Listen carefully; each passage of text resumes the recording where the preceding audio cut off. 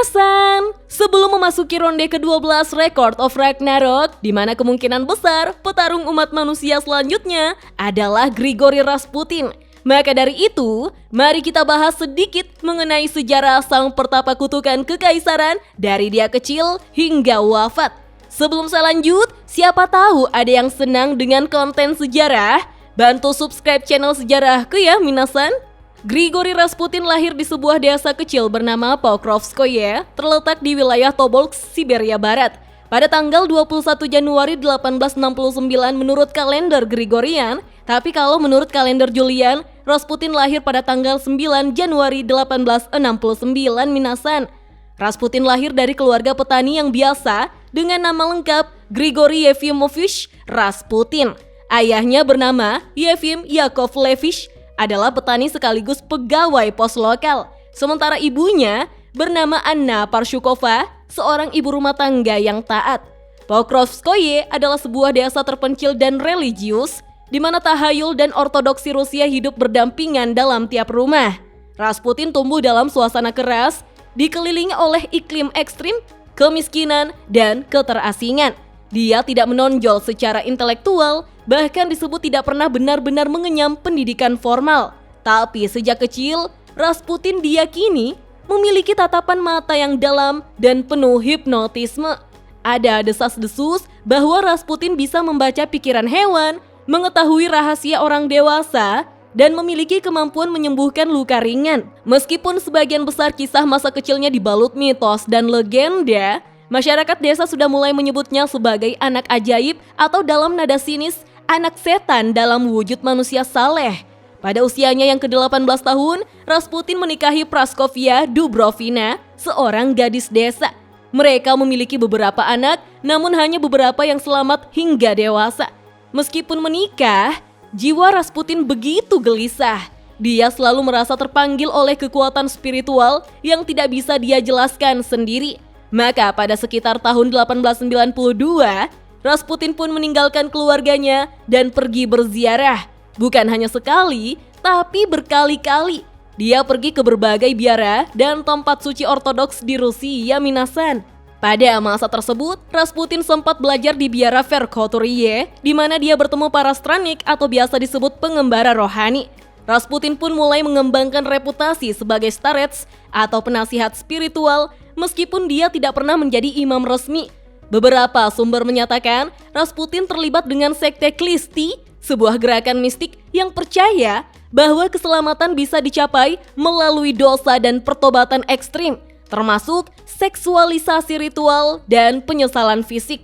Ketika Rasputin kembali ke desa, Rasputin telah berubah, di mana dia telah berjenggot panjang, bermata tajam, kurus, dan penuh aura karismatik. Orang-orang mulai berdatangan untuk meminta nasihat, doa, bahkan penyembuhan. Reputasinya pun perlahan menyebar dan pada awal 1900-an, Rasputin mulai melakukan perjalanan ke Saint Petersburg, pusat Kekaisaran Rusia, Minasan. Kedatangan Rasputin ke Saint Petersburg membuka lembar baru dalam hidupnya. Saat itu, ibu kota Kekaisaran Rusia tengah dilanda pergolakan politik, perang, dan krisis moral.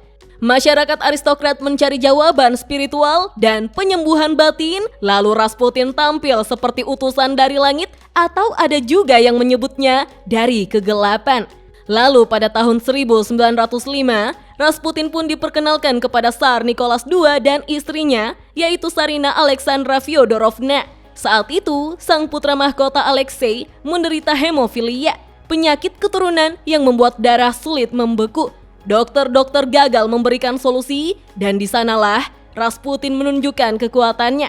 Entah karena doa, hipnotisme, atau sugesti psikologis, pendarahan Alexei mereda saat Rasputin hadir. Sejak saat itu, Tsarina percaya bahwa Rasputin adalah orang suci yang dikirim Tuhan untuk menyelamatkan dinasti Romanov. Seketika, Rasputin pun menjadi orang kepercayaan keluarga kerajaan, diberi akses istimewa, bahkan hak untuk mencampuri urusan negara. Namun di balik layar, Rasputin memiliki sisi gelap. Dia terlibat dalam pesta, alkohol, dan hubungan dengan wanita-wanita bangsawan. Para bangsawan mulai menyebutnya sebagai biarawan cabul atau iblis dalam jubah suci. Bahkan, Rasputin dianggap merusak citra kekaisaran, apalagi ketika rumor tersebar bahwa Tsarina Alexandra jatuh cinta padanya. Lalu, ketika Perang Dunia I pecah, Nicholas II turun ke medan perang sebagai panglima tertinggi. Dan Tsarina Alexandra menjalankan pemerintahan tentunya dengan bantuan Rasputin. Banyak keputusan politik penting dibuat berdasarkan saran Rasputin, bahkan pengangkatan dan pemecatan menteri. Hal ini menimbulkan kemarahan luas. Para bangsawan, militer, bahkan gereja ortodoks mulai melihat Rasputin sebagai akar kerusakan negara. Sementara itu, Rasputin mulai mendapatkan penglihatan akan kematiannya sendiri. Dalam sebuah surat yang dikirim ke Tsar, dia menulis, "Jika aku dibunuh oleh rakyat biasa, maka engkau, Tsar, tak punya apa-apa yang perlu ditakutkan. Tapi jika aku dibunuh oleh kaum bangsawan, maka darah keluargamu akan mengalir dan kerajaan akan runtuh." Di mana pada akhirnya, ramalan ini menjadi kenyataan yang mengerikan, minasan. Pada 16 Desember 1916, sekelompok bangsawan yang dipimpin oleh Pangeran Felix Yusupov merancang pembunuhan Rasputin. Mereka mengundangnya ke Istana Moika di malam hari. Rencana mereka sangat detail, mulai dari meracun, menembak, dan menenggelamkan. Pertama, mereka memberi Rasputin kue dan anggur yang sudah dicampur sianida, tapi tidak berefek. Mereka pun panik, lalu menembaknya di dada, membuat Rasputin terjatuh dan mereka semua mengira Rasputin telah mati. Tapi beberapa menit kemudian dia justru bangkit dan mulai balas menyerang mereka.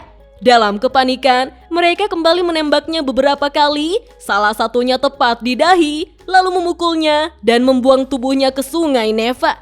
Ketika tubuh Rasputin ditemukan, masih ada desas-desus kejadian aneh, di mana kata sebagian orang mengatakan bahwa air ditemukan di paru-parunya yang membuat orang percaya jika Rasputin masih hidup saat ditenggelamkan.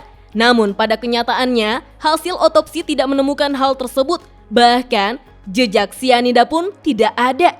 Dan hanya mengungkapkan jika penyebab kematiannya adalah luka tembak yang Rasputin derita, minasan. Namun kematiannya tetap menjadi legenda di Rusia. Anehnya, karena hanya beberapa bulan setelah kematian Rasputin, Kekaisaran Rusia pun akhirnya runtuh. Tsar Nicholas II turun tahta dan seluruh keluarga Romanov akhirnya dieksekusi oleh Bolshevik pada tahun 1918, tepat seperti ramalan Rasputin. Dalam ingatan sejarah, Rasputin tetap menjadi sosok ambigu, penuh paradoks dan misteri. Bagi sebagian orang, dia adalah penipu licik, penggoda wanita, dan perusak kekaisaran. Namun bagi yang lain, Rasputin adalah penyembuh sejati, korban dari fitnah bangsawan, dan simbol spiritualitas alternatif. Hingga saat ini, nama Rasputin kini hidup dalam musik, film, novel, bahkan konspirasi. Dia adalah simbol dari sang penyihir karismatik, seseorang yang datang dari kegelapan untuk mengguncang singgasana kekuasaan. Grigori Rasputin bukan hanya manusia, dia adalah simbol dari Rusia yang sedang sekarat, terbelah antara spiritualitas dan kebobrokan, antara modernitas dan tahayul, antara harapan dan kehancuran. Grigori Rasputin hidup di masa transisi dan mati di tengah badai perubahan. Maka tidak heran, hingga hari ini namanya masih menjadi teka-teki abadi dalam sejarah umat manusia. Wah, apakah kita akan melihat tatapan penuh hipnotis Rasputin? Atau teknik penyembuhan? Atau mungkin luka-luka mengerikan yang tidak membuatnya mati ketika melawan Anubis di ronde ke-12? Oke deh minasan, kita lanjut ngobrol yuk di kolom komentar. Dah.